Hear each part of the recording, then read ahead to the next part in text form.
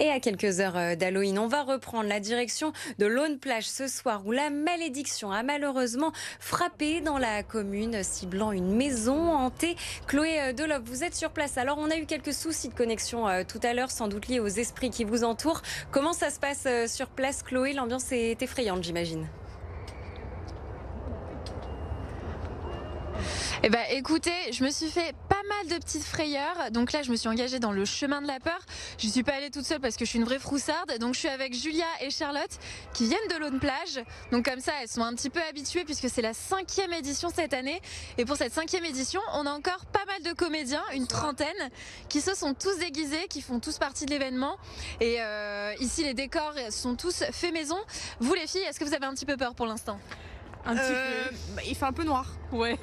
Donc on voit pas grand On chose. voit pas grand chose, c'est ça qui fait un petit peu peur.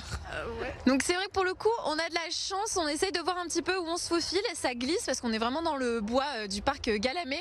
Donc on a un petit peu peur de tomber sur des comédiens, donc des petits acteurs qui se sont déguisés pour l'occasion. Vous les filles, là c'est la 5e édition cette année, c'est quoi votre activité préférée chaque année? Vous le voyez, on a des petits clowns qui sortent des bois. C'était pas prévu, mais ça fait un petit peu peur. Donc voilà, encore des belles frayeurs ce soir. Du coup les filles, c'est quoi votre activité la plus effrayante? La maison hantée. Franchement. Là pour le chemin de la peur, est-ce que vous avez un petit peu peur justement pour l'instant? Bah là oui. Bah là oui, actuellement oui, on a eu peur. Donc voilà, après pour ce soir, c'est jusque 22 h ici à l'Aune-Plage, à la Maison de la Nature et de l'Environnement que les festivités ont lieu. Et puis demain, rebelote, jusque 22 h également.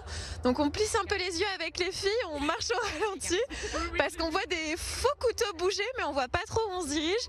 Vous pouvez le voir, en fait on ne voit strictement rien, le parc est totalement dans le noir.